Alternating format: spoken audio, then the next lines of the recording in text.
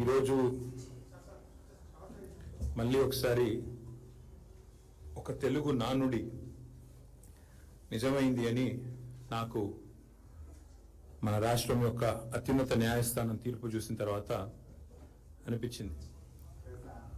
నిజం నిలకడ మీద తేలుతుంది, నిజం కడప దాటే లోపల అబద్ధం అంగీలా వేసుకొని ప్రపంచం అంతా తిరిగి వస్తుంది అనే సామెత ఏదైతే ఉందో, ఈరోజు ముఖ్యంగా ఈ కాళేశ్వరం విషయంలో కాంగ్రెస్ పార్టీ చేసిన ఘోరాతి ఘోరమైన గోబల్స్ని మించిపోయి చేసిన ప్రచారం ఏదైతే ఉన్నదో, ఇవాళ మన రాష్ట్ర అత్యున్నత న్యాయస్థానం ఇచ్చిన తీర్పుతో అది పటాపంచలైందని చెప్పి రాష్ట్రంలోని ప్రతి ఒక్కరు భావిస్తూ ఉన్నారు. అబద్ధాలతో అద్భుతాల నిజానికి చాలా కాలం దాచలేరు. కాళేశ్వర మహత్యాన్ని కూడా కనిపించకుండా చేయలేరు. అది మళ్ళీ తేలిపోయింది. అబద్ధానికి ఆడంబరం ఎక్కువ కానీ ఆయుష్ తక్కువ. రాహుల్ గాంధీ గారిని తీసుకొచ్చి ఆ బరాజ్ మీద నిలబెట్టి అక్కడ ఉన్న ఒక పర్రెని చూపెట్టి ఇది మొత్తం కూలిపోయింది, కొట్టుకపోయింది అని చెప్పి ఏదైతే చిల్లర ప్రచారం చేశారో, ఇవాళ అది కొట్టుడు పోయింది. అంతిమ విజయం సత్యానిదే అని రుజువైంది. గోబెల్స్ని మించి దుష్ప్రచారం చేసిన ధూర్తులు ఎవరైతే ఉన్నారో వారందరికీ ఇవాళ గుయ్యమనిపించే తీర్పు మన రాష్ట్ర అత్యున్నత న్యాయస్థానం ఇచ్చింది. ముందుగా రాష్ట్ర అత్యున్నత న్యాయస్థానానికి, హైకోర్టుకి మా పార్టీ పక్షాన, మా అందరి పక్షాన, తెలంగాణ రైతాంగం పక్షాన వారికి హృదయపూర్వకంగా నా ధన్యవాదాలు తెలియజేస్తా ఉన్నా. అట్లాగే మా న్యాయవాదుల బృందం ఏదైతే ఉందో, మా లీగల్ సెల్ ఎవరైతే ఈ రాష్ట్ర ప్రభుత్వం మీద నిర్విరామంగా పోరాటం చేస్తున్నారు, ఒక గ్రామస్థాయి కార్యకర్త మీద పెట్టిన కేసు నుంచి మొదలు పెడితే మా రాష్ట్ర అధ్యక్షుడు తెలంగాణ తొలి ముఖ్యమంత్రి కేసీఆర్ గారి మీద పెట్టిన కేసుల దాకా ఒకటే రకమైన కమిట్మెంట్తో పనిచేస్తున్న మా లీగల్ సెల్ కూడా, మా న్యాయవాదుల బృందానికి కూడా హృదయపూర్వకంగా వారికి కూడా అభినందనలు, ధన్యవాదాలు కూడా తెలియజేస్తా ఉన్నాను. మీరు ఒక విషయం ఇవాళ అర్థం చేసుకుంటే స్పష్టంగా కనబడేది, అభాండాలు వేసి అబద్ధాల ప్రాపగాండా చేసి మరి ఇష్టం వచ్చినట్టు పిచ్చి ప్రచారాలు చేసిన రాజకీయ రాబందులు ఎవరైతే ఉన్నారో వారికి చెంప చెల్లు అనిపించే విధంగా ఇవాళ తీర్పు రాష్ట్ర హైకోర్టు ఇచ్చింది. ఇవాళ గెలిచింది తెలంగాణ ప్రజలు, ఇవాళ గెలిచింది తెలంగాణ రైతులు, ఇవాళ గెలిచింది దశాబ్దాలుగా కరువు పీడిత ఈ నేలలో గోదావరి జలాలు రావాలి అని తన్లాడిన ప్రతి ఒక్కరు, మా ఆర్ విద్యాసాగర్ రావు గారు కావచ్చు, పెద్దలు జయశంకర్ గారు కావచ్చు, అట్లాగే మిషన్ కాకతీయలో కష్టపడ్డ ఇంజనీర్లు కావచ్చు, ప్రపంచంలోనే అతిపెద్ద లిఫ్ట్ ఇరిగేషన్ ప్రాజెక్టు కాళేశ్వరంలో కష్టపడ్డ ప్రతి కార్మికుడు కావచ్చు, అట్లాగే లక్షలాది ఎకరాల్లో పంట పండి ఇవాళ భారతదేశంలోనే నెంబర్ 1గా తెలంగాణ నిలబెట్టిన ప్రతి రైతు ఇవాళ గెలిచిండు. కుట్రలు కుతంత్రాలు కాంగ్రెస్ ఓడిపోయింది. ఇవాళ తెలంగాణ రైతులు, తెలంగాణ ప్రజలు, తెలంగాణలోని వివేకవంతమైన ఇంజనీర్లు, తెలంగాణ ఉద్యోగులు, వారే కదా కష్టపడ్డది, వారందరూ వాళ్ళు గెలిచారని చెప్పక తప్పదు. కక్షగట్టినట్టుగా ఇవాళ కాంగ్రెస్ పార్టీ ఏదైతే 3 సంవత్సరాలుగా చిల్లర ప్రచారం ఏదైతే చేస్తున్నదో, ఇవాళ ఆ పిట్టల దొరలు ఎవరైతే ఈ రోజులు ఇష్టం వచ్చినట్టు మాట్లాడారో, కాళేశ్వరం కూలేశ్వరం అయింది, కాళేశ్వరం కుంగింది కూలింది అని తిరిగే పిట్టల దొరలకు ఇవాళ మొహం పగిలే విధంగా మరి హైకోర్టు సమాధానం ఇచ్చింది. ఇవాళ కూలింది కాళేశ్వరం కాదు, కేసీఆర్ గారి మీద మీరు చేసిన కుట్రలు, మీ కుటిల ప్రయత్నాలు నేటితో కూలిపోయాయి. కూలింది కాళేశ్వరం కాదు, మీరు నిర్లజ్జగా సిగ్గు విడిచి ఎవరు ఏమనుకుంటారో అని కూడా సోయి లేకుండా చేసిన అబద్ధాలు, ప్రచారం చేసిన అబద్ధాలు ఈరోజు గోదావరి ప్రవాహంలో కొట్టుకొని పోయినాయి. కూలింది కాళేశ్వరం కాదు, కూలింది ఇన్ని రోజులు మీరు మోసపూరిత గారడి ఏదైతే చేశారో అది కూలింది. సత్యమేవ జయతే అని మరొకసారి నిజం నిరూపితమైంది. నిజం నిఖార్సుగా ఇవాళ కాలరెగిరేసి నిటారుగా నిలబడ్డది. కొన్ని రోజులు కొంతమందిని మోసం చేయొచ్చు, కానీ అన్ని రోజులు అందరినీ మోసం చేయలేమని నానుడు ఏదైతే ఉందో ఇవాళ తేలిపోయింది. కేసీఆర్ గారి మీద బురద జల్లి, మా పార్టీ మీద బురద జల్లి ఇవాళ రాష్ట్రంలో కొంత రాజకీయ ప్రయోజనం మీకు కలిగి ఉండొచ్చు, కానీ ఇవాళ నిప్పులాంటి నిజం మాత్రం బయటకు వచ్చింది అని చెప్పక తప్పదు. అట్లాగే న్యాయస్థానాలు కూడా ఇవాళ ఒక విషయం రుజువు చేశాయి. ప్రభుత్వాలు ఏమనుకున్నా రాజ్యాంగానికి చట్టానికి వ్యతిరేకంగా ఎవరు తప్పుడు పని చేసినా ఊరుకోము అనేది ఇవాళ రాష్ట్ర హైకోర్టు తీర్పు ద్వారా స్పష్టంగా వెల్లడయ్యింది.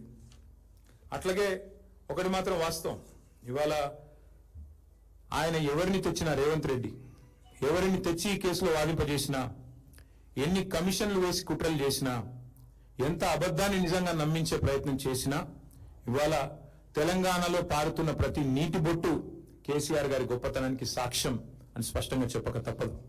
పండుతున్న ప్రతి పంట ఆయన అకుంఠిత దీక్షకు నిదర్శనం అని చెప్పక తప్పదు. కేసీఆర్ గారు కట్టిన కాళేశ్వరం అజరామరం. తప్పకుండా ఇది భూమి ఉన్నంత కాలం, తెలంగాణ రాష్ట్రం ఉన్నంత కాలం, భూమి ఉన్నంత కాలం ప్రాజెక్టు ఉంటుంది. ఈ గోదావరిలో ఈ గోదావరి నది ఈ భూమి మీద పారినంత కాలం ఆయన చరిత్రను, కాళేశ్వరం ప్రాజెక్టు చరిత్రను నీలాంటి అంగుష్ట మాత్రులు మాత్రం ఎన్నడూ తాకను కూడా తాకలేరని చెప్పి కూడా నేను ఈ రాష్ట్ర ముఖ్యమంత్రికి చెప్తా ఉన్నా. మేము మొదటి నుండే చెప్తా వచ్చాం, ఈ రోజు కాదు. ఈ పీసీ ఘోష్ కమిషన్ రిపోర్ట్ ఏదో ఇచ్చింది అని చెప్పినాడే నేను చెప్పాను, మా పార్టీ తరఫునే చెప్పాను. ఇది పీసీ ఘోష్ కమిషన్ కాదు, పీసీసీ నివేదిక అని ఆ రోజే చెప్పాను. ఇవాళ అది అక్షర సత్యం అని చెప్పి తేలిపోయింది హైకోర్టు తీర్పుతో. వాస్తవం ఏంటి? కని విని ఎరగని గోదావరిలో ప్రవాహం వస్తే, వరదలు వస్తే 28 లక్షల క్యూసెక్కులు వచ్చినా, మొత్తం మేడిగడ్డ బరాజు మీద నుంచి నీళ్లు ఫీట్ల ఎత్తున పోయినా తట్టుకొని నిటారుగా నిలబడ్డది మేడిగడ్డ. వాస్తవం అది. కానీ ఇవాళ ఇష్టం వచ్చిన మాటలు, ఇష్టం వచ్చిన ప్రచారాలు, కాళేశ్వరం కూలేశ్వరం అయిపోయిందని, 1,00,000 కోట్లు కొట్టుకొని పోయాయని ఇద్దరు, నేను ఒక్కరు అనట్లేదు, ఇందులో ఇద్దరిని అంటా ఉన్నా, అటు కాంగ్రెస్ ఇటు బీజేపీ సిగ్గు విడిచి, కేంద్ర మంత్రి స్వయంగా సిగ్గు లేకుండా పక్కనున్న వారు ఒప్పందిస్తే నోటికొచ్చినట్టు జలవనరుల మంత్రి మాట్లాడినట్టు మొన్న పార్లమెంట్లో వెంటనే మా సురేష్ రెడ్డి గారు సమాధానం చెప్పారనుకోండి, బట్ ఆయన కూడా అంతే మాట. అట్లాగే ఇక్కడ ముఖ్యమంత్రి నుంచి మొదలు పెడితే గ్రామీణ స్థాయిలో ఉండే కాంగ్రెస్ కార్యకర్త దాకా ఒకటే మాట, పాడిందే పాటరా అన్నట్టు ఒకటే మాట, ఒకటే సొల్లుపురాను.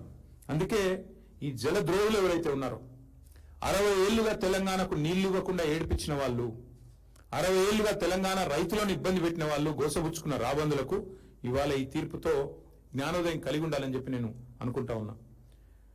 వాస్తవానికి తెలంగాణ రైతాంగానికి కాళేశ్వరం ఒక వరప్రదాయిని, తెలంగాణ రైతాంగానికి కాంగ్రెస్ ఒక శనేశ్వరం. ఇది మొదటి నుంచి మేము చెప్తా వచ్చాం. కాళేశ్వరం అనేది ఎంత వరప్రదాయిని అనేది ఎంత వాస్తవమో, కాంగ్రెస్ అనేది శనేశ్వరం అనేది కూడా అంతే అక్షర సత్యం. ఇది ఈరోజు రైతులు ఇప్పుడిప్పుడే గ్రహిస్తూ ఉన్నారు. అట్లాగే మరిగా ప్రాజెక్టులు కట్టడమే నేరం, తెలంగాణకు నీళ్లు తేవడమే నేరం అన్నట్టుగా ఇవాళ మా మీద చేసిన కుట్రలు. వాస్తవానికి జరిగింది ఏంటండి? జరిగిన ఖర్చు మేము దిగిపోయే నాటికి ఒకసారి కాదు పలుమార్లు చెప్పాం. జరిగిన ఖర్చే 94,000 కోట్లు. దానిలో రాహుల్ గాంధీ అనే ఒక తెలివితో ఒక దద్దమ్మ, ఆయన హైదరాబాద్కు వచ్చి ముంగట ఒక ఏటీఎం పెట్టి కాళేశ్వరం ఏటీఎం అయిపోయిందని చెప్పి, ఈ తెలివి తక్కువ దద్దమ్మ ఒక పర్రెని చూసి అది మొత్తం ప్రాజెక్ట్ కొట్టుకుపోయిందని ఈయన, ఇక దున్నపోతు ఈయనదని ఆయన అంటే దూడను కట్టేమని ఇంకొకడు. మొత్తానికి ఏం చేసినారు? ఏటీఎం అని, ఇదని అదని ఇష్టం వచ్చిన చిల్లర ప్రచారం. 94,000 కోట్లు ఖర్చు అయితే 1,00,000 కోట్ల కుంభకోణం అంటాడు ఒకడు. ఏం చెప్పాలి ఇట్లాంటి వాళ్ళకి? అందుకే ఇవాళ మళ్ళొక్కసారి గుర్తు చేస్తా ఉన్నా, కాళేశ్వరం అంటే ఒక బ్యారేజ్ కాదు. కాళేశ్వరం అంటే మొత్తంగా ఒక్కసారి ఆ స్కీమ్ చూస్తే 80 మీటర్ల మీది నుండి 618 మీటర్లకు దశల వారీగా నీళ్లు లిఫ్ట్ చేసే ప్రపంచంలో అతి పెద్ద lift irrigation project Kaleshwaram. Kaleshwaram అంటే మరి ఒక్క బరాజ్ కాదు, 3 బ్యారేజీలు. కాళేశ్వరం అంటే 15 రిజర్వాయర్లు. కాళేశ్వరం అంటే 19 సబ్స్టేషన్లు. కాళేశ్వరం అంటే 21 పంప్ హౌజులు. కాళేశ్వరం అంటే 203 కిలోమీటర్ల సొరంగాల ద్వారా వచ్చే నీళ్లు. కాళేశ్వరం అంటే 1,531 కిలోమీటర్ల గ్రావిటీ కెనాల్స్. కాళేశ్వరం అంటే 98 కిలోమీటర్ల ప్రెషర్ మెయిన్స్. కాళేశ్వరం అంటే 141 టీఎంసీల స్టోరేజ్ కెపాసిటీ కాళేశ్వరం. ఇదన్నిటి సమాహారం కాళేశ్వరం. ఒక 100 కంపోనెంట్లు ఉంటే అందులో ఒక కంపోనెంట్ మేడిగడ్డ బరాజ్. ఆ మేడిగడ్డ బరాజ్కి అయిన ఖర్చు ఎంత? 3,800 కోట్లు. 3,800 కోట్లలో మొత్తం 85 పిల్లర్లు ఉంటే, 85 పియర్స్ ఉంటే ఆ మేడిగడ్డ బ్యారేజీలో 2 కొంత నష్టం జరిగింది. అందులో కూడా కుట్ర ఉందనేది ఈ రోజు కూడా నా వాదన. దాన్ని కూడా ఊరికనే కుంగలేదు. అది ఖచ్చితంగా ఈ దుర్మార్గులే ఏదో చేసి ఉంటారని నేను మొదటి చెప్పాను, ఇప్పుడు కూడా చెప్తున్నా. భవిష్యత్తు అది కూడా తేలుతుంది. భవిష్యత్తులో నిజం నిలకడ మీద తేలుతుంది అన్నట్టు అది కూడా తేలుతుంది. 85 పిల్లర్లు 3,800 కోట్లు ఖర్చు అయినా ఈ బ్యారేజ్లో, మేడిగడ్డ బ్యారేజ్లో సరే 2 పిల్లర్లు కుంగినాయి. ఆ 2 పిల్లర్లు కుంగితే వెంటనే ఆ సంస్థ, ఒక ప్రతిష్టాత్మకమైన సంస్థ, అదేం ఆల్తుఫాల్తు సంస్థ కాదు, ఎల్ఎన్టీ అనే సంస్థ, మరి వారు ముందుకొచ్చి, ఎందుకంటే defect liability period, maintenance period ఉంటుంది ప్రతి వర్కులో, మేమే కడతాం ఎట్ అవర్ కాస్ట్, ప్రభుత్వానికి ప్రజలకు రూపాయి నష్టం లేకుండా 300 కోట్లు 400 కోట్లు అవుతుంది ఆ 2 పిల్లర్లు రిపేర్ చేసేందుకు, లేదా మొత్తం ఆ బ్లాక్ రిపేర్ చేస్తే కూడా 400 కోట్లు అవుతుంది కావచ్చు, మేమే కడతామని వాళ్ళు ముందుకు వచ్చారు.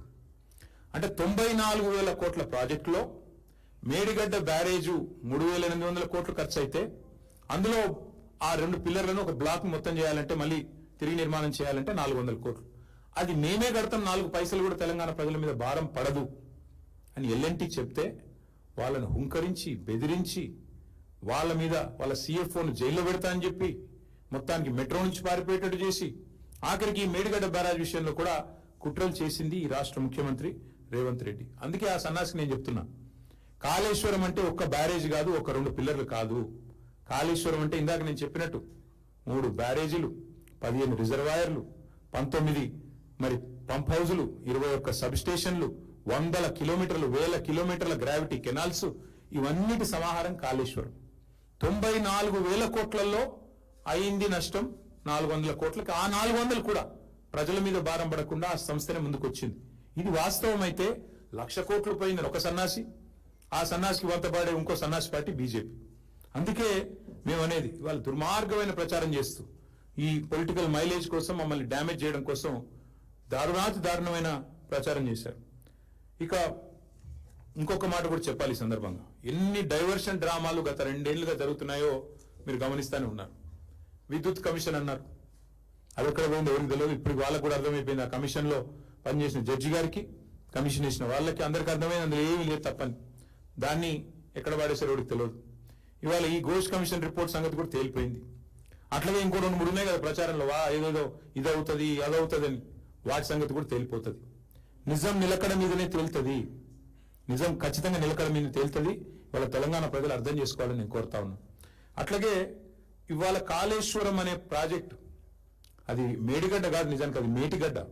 అల్టిమేట్ గా మళ్ళీ కాళేశ్వరమే ఇవాళ కల్పతరువుగా ముఖ్యమంత్రికి బుద్ధి తెచ్చే విధంగా, మొన్న ఈ సంవత్సరం కరువు ఉందంటే మళ్ళీ ముఖ్యమంత్రి కూడా అక్కడికి పరిగెత్తుకుని పోయి ఆ 2 పిల్లర్లను రిపేర్ చేస్తానని చెప్పక తప్పని అనివార్యత కల్పించింది కాళేశ్వరం ప్రాజెక్టు. కాబట్టి మేము అనేదల్లా ఒకటే, కాళేశ్వరం కంపోనెంట్లను వాడుకుంటూనే ఇప్పటికే ఒక బ్యారేజీలు బంద్ అయినా మొత్తం మిగతా సిస్టమ్ అంతా ఇంటాక్ట్ ఉంది.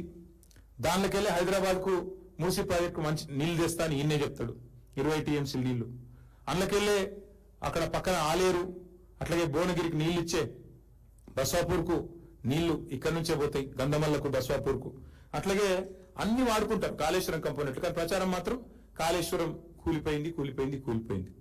ఇవాళ ఒక్క మాట నేను తెలంగాణ రాష్ట్రంలో ఉన్న మా అన్నలు, రైతన్నల్ని అడుగుతా ఉన్నా, 2014లో ఈ రాష్ట్రంలో కేసీఆర్ గారు రాకముందు పండిన పంట ఎంత, ఇవాళ ఎంత వరి? ఒక్కసారి ఆలోచన చేయండి, ఎక్కడి నుంచి వచ్చింది అదంతా? 2014లో ఆనాడు సాగునీటి విస్తీర్ణం ఎంత, ఈరోజు ఎంత? ఆ రోజు 24 లక్షల మెట్రిక్ టన్నుల ధాన్యం సేకరిస్తే మేము దిగిపోయినాడు 1.5 మెట్రిక్ టన్నుల ధాన్యం సేకరించినాం. అట్లాగే ఆ రోజు సాగునీటి విస్తీర్ణం 1,31 లక్షల ఎకరాలు ఉంటే 2023 నాటికి 2.2 కోట్ల ఎకరాలు చేరుకున్న మాట వాస్తవం కాదా? ఇది కాళేశ్వరం మహత్యం కాదా?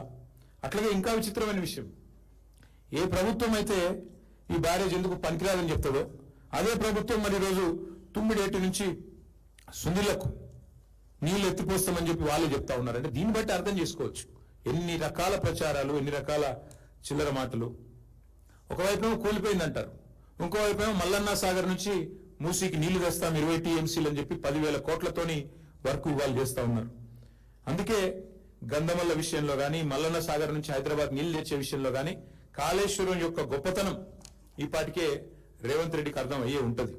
మరి ఒక్కసారి దయచేసి ప్రజల్ని, రాష్ట్ర రైతాంగాన్ని కూడా నేను ఒక్కసారి ఆలోచించమని కోరుతా ఉన్నా. ఏం జరుగుతుంది మరి కాంగ్రెస్ వచ్చిన తర్వాత?